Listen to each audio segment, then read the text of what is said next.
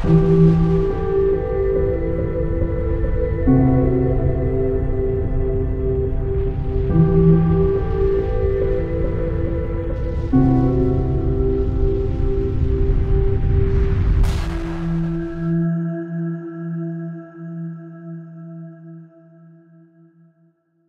les amis, nous sommes le lundi 3 août 2020. À cette heure-ci, je devrais à peu près prendre mon petit apéro sur la plage en Italie. Mais non, je suis là avec vous, puisque vous l'aurez compris, la lutte qui nous intéresse est une lutte que l'on mène pour nos enfants et pour nous aussi, mais surtout pour nos enfants. Cette lutte contre l'état profond qui veut nous priver de nos libertés, qui veut nous rendre esclaves, même si, hélas, beaucoup ne l'ont pas compris. Mais, petit à petit, comme je vous l'ai dit aussi dans mes autres émissions, les dormeurs se réveillent, même si beaucoup de dormeurs sont en vacances actuellement. Je vais vous lire un petit article pour bien comprendre la situation. C'est un extrait d'un livre de C.S. Lewis, Clive Staples Lewis, qui est né en Irlande en 1898, et qui a écrit un livre en 1942. On est compte, en 1942, La tactique du diable. Et vous allez voir que ça se rapproche totalement avec ce qui nous arrive actuellement. Et comment as-tu fait pour amener autant d'âmes en enfer à l'époque? Grâce à la peur. Oh oui, excellente stratégie, vieille et toujours actuelle. Mais de quoi avait-il peur? Peur d'être torturé? Peur de la guerre? Peur de la faim? Non, peur de tomber malade. Mais personne d'autre ne tombait malade à l'époque. Si, il tombait malade. Personne d'autre ne mourait. Si, il mourait. Mais il n'y avait pas de remède à la maladie. Il y en avait. Alors je ne comprends pas. Comme personne d'autre ne croyait ou n'enseignait sur la vie éternelle et la mort, ils pensaient qu'ils n'avaient que cette vie, et ils s'y accrochaient de toute leur force, même si cela leur coûtait. Leur affection, ils ne s'embrassaient plus, ne se saluaient plus, ils n'ont plus aucun contact humain pendant des jours et des jours. Leur argent, ils ont perdu leur emploi, dépensé toutes leurs économies, et pensaient avoir de la chance parce qu'ils n'avaient pas à gagner leur pain. Leur intelligence, un jour la presse disait une chose, et le lendemain, elle se contredisait. Pourtant, ils croyaient à tout. Leur liberté, ils ne sortaient pas de chez eux, ne marchaient pas, ne rendaient pas visite à leurs proches. C'était un grand camp de concentration pour prisonniers volontaires. Ils ont tout accepté, tout, tant ils pouvaient prolonger leur misérable vie un jour de plus. Ils n'avaient plus la moindre idée que c'est lui et lui seul qui donne la vie et la termine. Ça s'est passé comme ça n'avait jamais été aussi facile. Dans cette même ordre d'esprit, j'ai mis une vidéo du chanteur des groupes Les Forbans sur mon Facebook ce matin. Je trouve qu'il résume assez bien la situation. Voilà les amis, salut à tous, ne me dénoncez pas, j'ai pas de casque surtout. Non, vous inquiétez pas, je suis dans mon garage, tout est ok, on est en règle. Voilà cette petite vidéo pour dire que j'en ai plein le cul, mes potes et moi on en a marre, vraiment marre qu'on nous prenne pour des cons. Et le pire de tout, c'est que vous ne voyez pas vous-même que vous êtes pris pour des cons.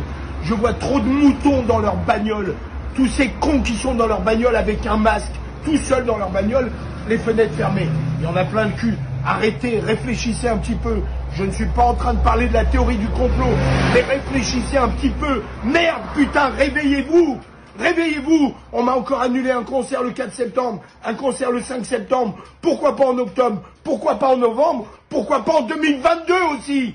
Hein? Alors, si vous voulez plus attraper une maladie, on peut aussi porter un masque jusqu'à la fin des temps. On met le masque, on n'attrape plus de rhume, on n'attrape plus de gastro-entérite, on n'attrape plus de grippe, on n'attrape plus rien. Et puis, les amis, les jeunes amis, vous qui êtes teenagers, adolescents, pour vous rouler une pelle, mettez aussi un préservatif sur la langue. Ça sera bien. Arrêtez d'être des victimes. On est en train d'être pris pour des cons. Il faut que vous le sachiez. Voilà, cette maladie existe, elle fait des morts, comme d'autres maladies. Tous ces toubibs prétentieux et crétins qui sont en quête de show business, en vérité, ils ont envie de quoi? Ils ont envie que leur nom apparaisse sur un putain de vaccin qui va nous sauver. Mais sauver de quoi? Laissez-nous mourir tranquillement. Vous nous cassez les bonbons. Laissez-nous mourir tranquillement, vous nous cassez les pieds.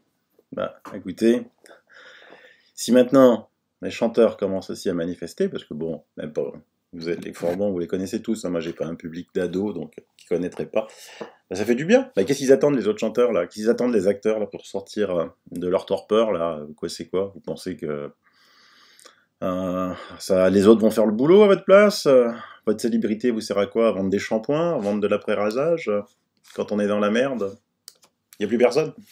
Eh, eh ben lui, il a été courageux, et donc je le salue au passage parce que ce qu'il dit est complètement juste, hein. Vous avez vu de la phrase? Je ne suis pas complotiste. C'est toujours la phrase que me disent les médecins, les avocats qui m'appellent en disant Sylvano, je suis pas complotiste, hein, mais oui, il y a un truc qui cloche, hein, c'est sûr. Alors vous avez été nombreux aussi à m'envoyer la vidéo du professeur Toussaint qui est passé sur LCI, beaucoup. Bah, vous la regardez là, il y a une chaîne qui s'appelle L'Orif, hein, qui fait de l'assez bon travail dans l'ensemble, et donc vous pouvez l'écouter ce qu'il dit. Ça bouge, alors croyez-moi, ça bouge. Je vais vous donner quelques bonnes nouvelles, comme ça, en off, parce que vous avez été nombreux à me dire sur la vidéo que j'ai faite hier sur ce qui se passait à Berlin, devant tout ce monde qui sortait dans la rue. Tiens, du reste, au fait, les Anglais ont fait la même chose. Les masques sont des muselières, manifestations contre le port du masque obligatoire à Londres, hein, comme d'habitude, si vous allez lire des articles, je vous les mets dans le descriptif de l'émission, comme à mon habitude. Et je disais que ça bouge et on bosse, je sais. On bosse, vous inquiétez pas, on fait des choses pas mal. Vous aurez de belles annonces bientôt. Si tout va bien dans 15 jours, si tout va mal, à la rentrée. Parce que ça demande beaucoup de boulot ce qu'on est en train de préparer. Mais ça sera assez énorme, vous serez assez fiers de ce que l'on va faire. Je vous en dis pas plus pour pas impliquer des personnes, pour pas embêter d'autres personnes. Abonnez-vous à ma chaîne, hein, si vous voulez être informé, si vous voulez pas rater les informations. À ce propos, vous êtes nombreux à m'envoyer beaucoup d'emails. J'ai déjà dit, je n'avais pas le temps de regarder les vidéos, hein, donc vous m'envoyez beaucoup de vidéos. J'ai nullement le temps, franchement, de les regarder. Et vous m'envoyez beaucoup d'informations que j'ai déjà traitées, soit dans une émission, beaucoup de choses aussi que je mets dans le descriptif, que beaucoup reprennent, tant mieux, hein, mais que vous me renvoyez, c'est assez sympa. Mais là, j'en suis à peu près, quand je consulte mes emails, 90% de choses que j'ai déjà dites dans mes émissions. Et donc, voilà, moi j'ai rien à vous vendre, donc si vous voulez être tenu au courant, ben, abonnez-vous à ma chaîne, mais ne croyez pas qu'on se tourne les pouces et que tout ce que je fais, c'est de faire une vidéo le soir pour vous tenir informé des news, même si c'est important pour continuer à réveiller les dormeurs. Parce que partout dans le monde, hein, ça se réveille. On l'a vu en Allemagne, on l'a vu aux US. Je pense que la bascule aux US est proche d'être atteinte. On est plusieurs à le penser, c'est-à-dire que le nombre de personnes qui pensent être manipulées par tous les médias fake news des États-Unis, comme le sont en France, excepté François, excepté l'émission de Berkoff Sud Radio, il faut aussi que je le rajoute, et de toute la censure. En fait, ils sont tellement sûrs de leur puissance, de leur pouvoir, parce qu'ils ont tout, ça je vous le dis depuis tout le temps, hein. Depuis toujours, je vous le dis, ils ont les banques, ils ont les médias, ils ont Big Pharma, ils ont les hommes politiques, ils ont les réseaux d'influence, ils ont absolument tout. Nous, on n'a que dalle, on a Pierre, Paul, Jacques, Marie, Louise, Thérèse, pour transférer les informations, et on a notre matériel amateur pour vous faire des vidéos. Ça les dérange, hein, donc ils aimeraient bien censurer tout ça, pour dire, oulala, comment ça se fait que eux on les écoute, alors que nous on a de grands moyens, on fait de grands efforts, mais parce qu'ils font des erreurs. Vous faites des erreurs, voilà. Vous avez censuré ces médecins américains, c'est ça qui va permettre de faire la bascule aux États-Unis. Et puis nous, ce qu'on dispose, c'est qu'on dispose de la vérité.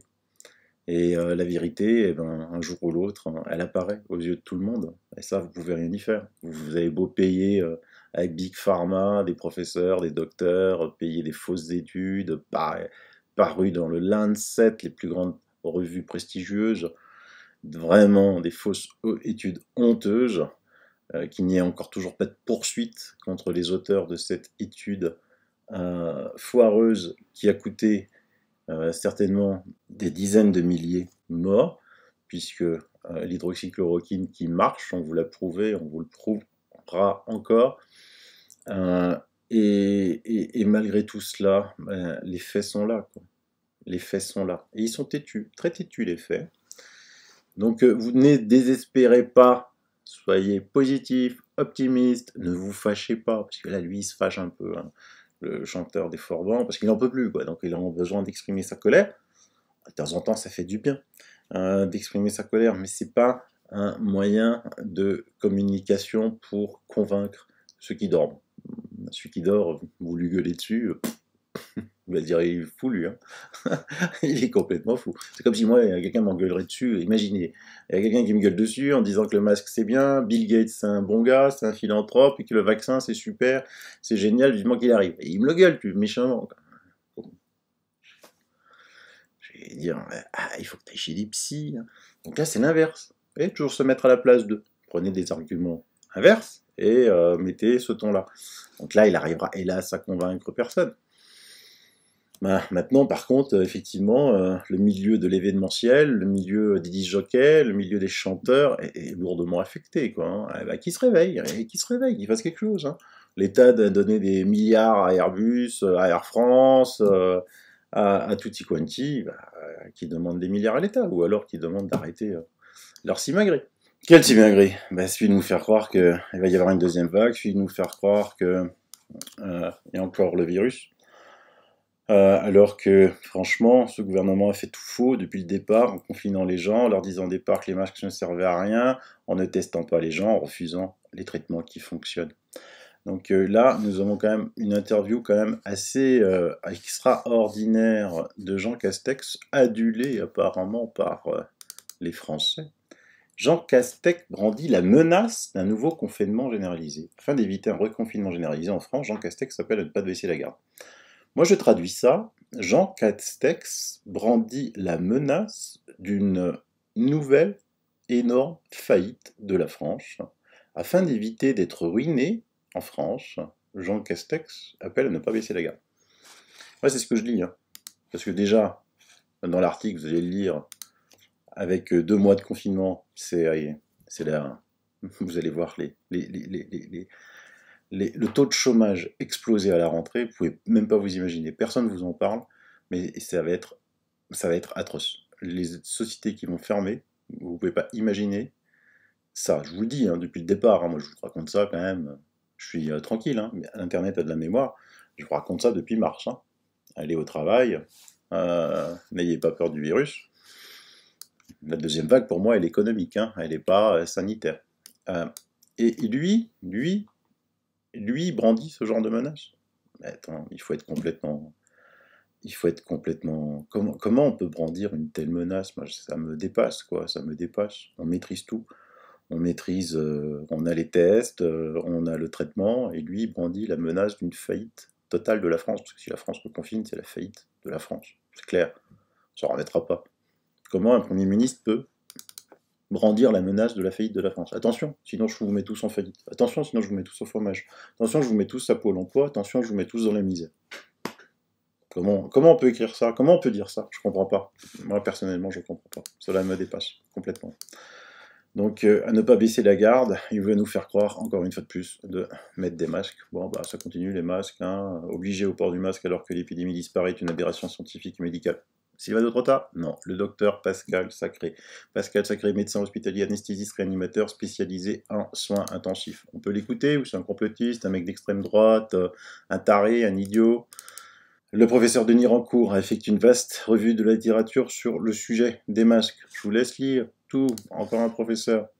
Et donc, de l'autre côté, je vous avais mis, vous savez, l'étude sur le masque, avec les streptocoques, staphylocoques dedans, l'aspergillus, fumigatus, les champignons qui se font, parce que ces masques sont faits, une fois de plus, pour être portés dans un milieu stérile, aéré, dans un hôpital, 2 heures, on les prend une seule fois avec la main, on reprend les mains, on sait nettoyer les mains, on sait désinfecter les mains, on les met dessus, on se redésinfecte les mains, il les enlève, il le jette, hein, dans des endroits bien précis pour pouvoir les jeter.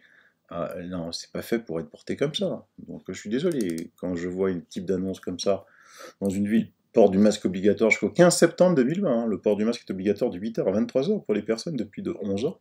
En plus de la règle de la distanciation sociale sur certaines rues et voies quai. Donc là, ça se développe. Bah, n'y allez pas. N'y allez pas. C'est un conseil que je vous donne. Quand vous voyez ce panneau, faites demi-tour. Point barre.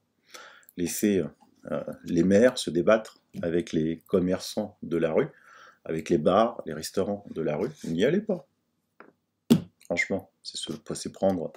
Il y a des maires qui prennent des postures en plein air comme ça. Si vous acceptez ça, vous allez accepter tout pour la suite. Hein. Honnêtement, ça n'a aucune règle, ça a aucun fondement scientifique. Et même pire, allez, je vous montre la suite de la vidéo que je vous avais fait sur la pharmacienne qui a analysé. Je vous mets juste un petit extrait. Et une fois de plus, je remercie la chaîne Vivaldal, que je vous remets une fois de plus dans les liens et vous pouvez regarder la totalité de cette émission qui est très bien faite. Hay muchos estafilococos, algunas bacterias. Para evitarlo se deberían proteger todas por igual. Habría que quitarlas con los dos deditos y meterlas en una bolsa, yo creo que mejor de papel o incluso de tela para que transpire y se seque, porque si la metemos en un plástico eso puede criar hongos. El uso es limitado, se van alterando, se van contaminando. Sobre todo se van contaminando. Estirar su uso más que sus tiras de goma podría ocasionar desde acné a problemas de estómago. Muchas patologías dérmicas en la cara, pacientes diciéndome que han tenido sinusitis, herpes labiales un montón de personas, otitis, infección de garganta, diferentes patologías si mantenemos un sobrecrecimiento de bacterias en toda la zona nasal oral. Sin un trato adecuado, la mascarilla deja de ser una barrera protectora que nos cuida a ser un objeto insalubre. Bon, dans la suite de la vidéo, il y a évidemment tout de suite les médias fake news aux ordres qui viennent en disant non, tout ça c'est fake. Évidemment, tout ce que dit une pharmacienne, elle fait des essais, vous l'avez déjà vu dans ma première vidéo, vous pouvez tous la revoir, la première sur la chaîne de Villeval, où elle fait des analyses. Hein. Donc voilà, les analyses sont fausses. La police de la pensée unique est en marche. Alors évidemment, elle disait qu'il y avait des problèmes de peau. Hein. Bah regardez, hop, voilà ce que donne ce port du masque. On a peur du Covid, on parle pas des risques d'allergie pour nos gosses. Et puis, je vous mets encore un article, port du masque en extérieur, Martin Blachier, médecin épidémiologiste, est contre et vous explique pourquoi. Vous avez de quoi lire. Du reste, le gouvernement, qu'est-ce qu'il disait au fait, le gouvernement, avant? Il disait que le masque il servait à rien, tout d'un coup il est devenu obligatoire. Alors, j'ai une question à poser. Pourquoi, avant, les gens qui nous gouvernent disaient que le masque n'y servait à rien quand il y avait l'épidémie et laissaient les gens aller dans les hypermarchés, et maintenant il est devenu indispensable. J'ai raté une étude scientifique qui est parue dans The Lancet ou je suis un blaireau de base? Donc je voudrais comprendre. Le port du masque en population générale dans la rue, ça ne sert à rien. Non, les Français ne pourront pas acheter de masques dans les pharmacies parce que ce n'est pas nécessaire quand on n'est pas malade. Ça, c'est la première chose. Et donc, il doit y avoir une prescription médicale qui fait que vous pouvez avoir des masques le cas échéant. Et de toute façon, dès lors que vous êtes susceptible d'être infecté par le Covid-19, nous vous demandons de rester chez vous, de restreindre vos déplacements au grand maximum. Et ça n'est que dans l'hypothèse où vous ne pourriez pas faire autrement qu'il faut sortir. Ça, c'est la règle de base. Dans les pharmacies, le stock d'État qui se monte aujourd'hui à 110 millions de masques et que nous avons pu renforcer grâce à la réquisition que nous avons effectuée, ces stocks de masques, ils servent en priorité aux soignants. La doctrine d'emploi pour ce qui est des forces de l'ordre, pour revenir sur ce sujet-là, c'est que les masques ne sont utiles que dès lors que vous êtes en proximité immédiate avec, quand vous êtes policier et gendarme, avec quelqu'un qui est susceptible d'être infecté au Covid-19. Mais pour la population en général, il n'y a aucune indication à porter un masque aujourd'hui. Le masque bleu ne protège de rien. Et par ailleurs, nous avons des dizaines de millions de masques en stock en cas d'urgence de santé publique pour l'émergence d'un virus ou d'une bactérie. Donc tout cela est parfaitement géré par les autorités.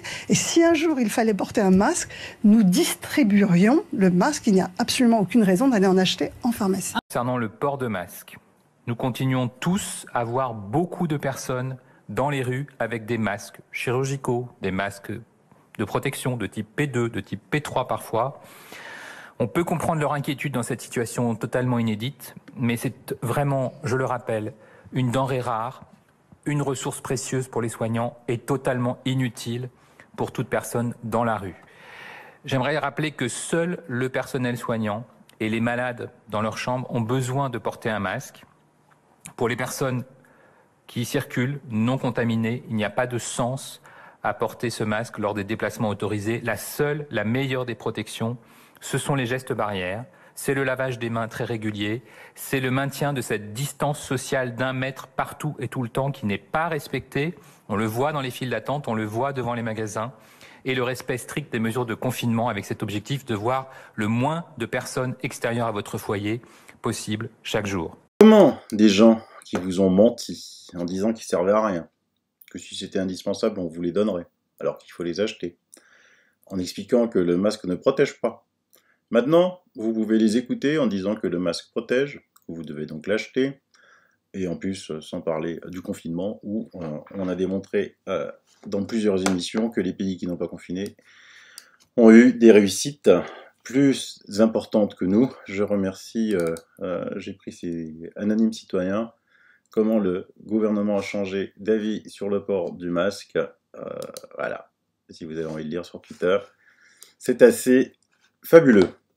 Donc pour vous prouver que ce masque ne sert à rien, de toute façon la démonstration elle est simple, hein, puisque maintenant depuis plus d'1 mois et demi, il y a eu des rassemblements massifs partout dans le monde. Les Black Lives Matter, les manifestations allemandes, les fêtes de la musique, des grandes fêtes un petit peu partout. On a toujours annoncé le lendemain, tous les médecins aux ordres de Big Pharma qu'il y allait avoir des clusters énormes. Il ne s'est rien passé. Et donc on va surveiller 2 potentiels clusters.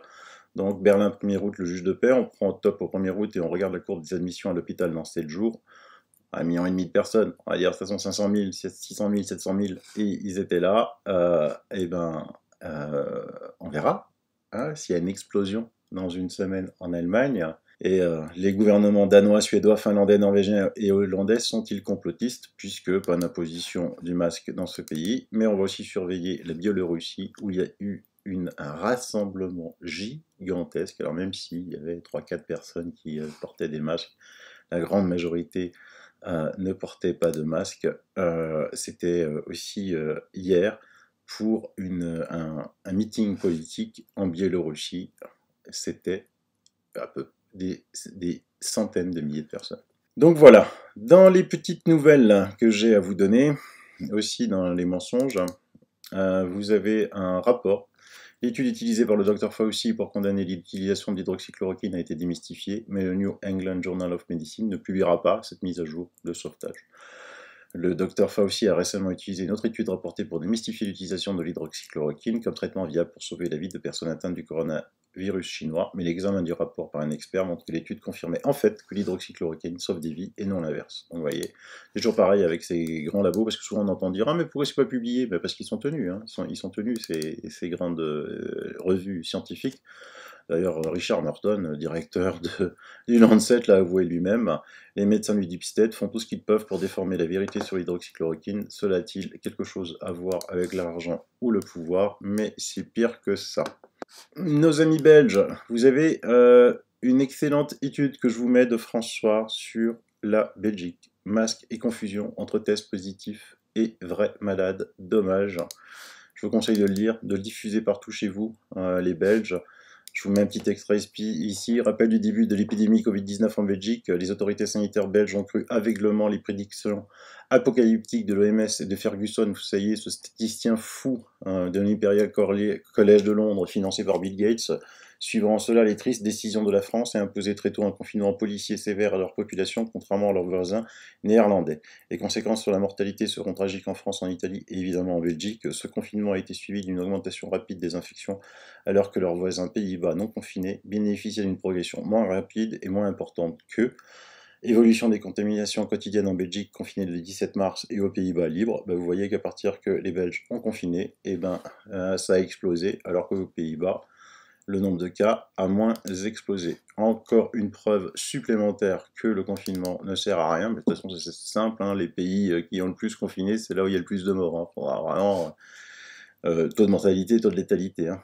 Les médecins belges devraient parler, se sentiraient mieux. Il est urgent que les médecins belges et français rejoignent, nous on s'occupe des français, rejoignent les collègues étrangers qui en ont assez de se taire et voir mourir leurs patients sur interdiction du traitement efficace connu depuis fin février grâce aux vidéos du professeur Raoult et de ses collègues. Et en parlant d'hydroxychloroquine, je vous mets une étude sortie là, récemment, en août. Je vous traduis des tests in vitro de l'association hydroxychloroquine azithromycine sur le SARS-CoV-2 montrent un effet synergique. Les points forts, l'émergence et la propagation du SARS-CoV-2 nécessitent de trouver d'urgence des thérapies. La réutilisation de médicaments est la meilleure stratégie pour de vieux médicaments pour une réponse thérapeutique rapide. L'azithromycine et l'hydroxychloroquine présentent un effet synergique sur la réplication. Les concentrations de médicaments sont plus compatibles avec les concentrations in vivo. Voilà, je vous laisse cette étude, elle est très bien faite. Il va y avoir d'autres études qui vont sortir, dont une assez conséquente italienne, je vous la montrerai. Sinon, aux États-Unis, je vous en parlerai peut-être demain, Matt Gaetz, un républicain, a découvert que Mark Zuckerberg de Facebook avait menti. Donc vous savez, aux États-Unis, le parjure, c'est quelque chose d'assez extraordinaire. Pour les plus jeunes, avant, quand vous alliez aux États-Unis, vous preniez un vol pour les États-Unis, vous deviez remplir un document. Et dans ce document, vous deviez cocher la case, est-ce que vous allez aux États-Unis pour tuer le président américain? Donc évidemment, vous répondiez non. Mais en répondant non, ça veut dire que si vous tuiez le président américain, en fait, vous avez fait un parjure, parce que vous aviez dit que vous n'y alliez pas. Et aux États-Unis, dans les tribunaux, vous jurez sur la Bible. Et chez eux, c'est minimum 20 ans, un parjure. Minimum 20 ans. C'est comme ça, pas moi qui fais les lois US, c'est comme ça. Du reste, petite anecdote, il y avait Bart Siebel qui a toujours coursé tous les astronautes, soi-disant, dans des missions Apollo, en disant à l'époque, je vous donne $5000, ce qui était une somme assez conséquente, que je donnerais à une association caritative, si juste devant la caméra, vous me jurez sur la Bible que vous êtes allé sur la Lune. Il n'y en a aucun qui a voulu jurer, même pour une mission caritative. Pourquoi? Parce qu'il savait que si un jour on découvrait la vérité, c'était 20 ans de tôle. C'était une petite anecdote. Je vous laisse avec un blog qu'on m'a envoyé. Il est super sympa. C'est les réflexions d'un GIC de Pisson-Terrier. C'est vraiment bien foutu. Je vous mets le sommaire. Parce que comme ça, vous pouvez aussi le montrer, ce blog, la plus grave crise sanitaire que la France ait connue. Nous sommes en guerre, une pandémie vraiment. Comptez tous les morts comme Covid. Donc voilà, c'est vraiment très bien fait. Il y a la Belgique, il y a le Québec. Et donc, ce serait sympa de montrer ce blog. Ça fait une arme de plus pour nous. Voilà, je vous embête pas plus. Je vous souhaite une bonne soirée. Bye bye, bisous.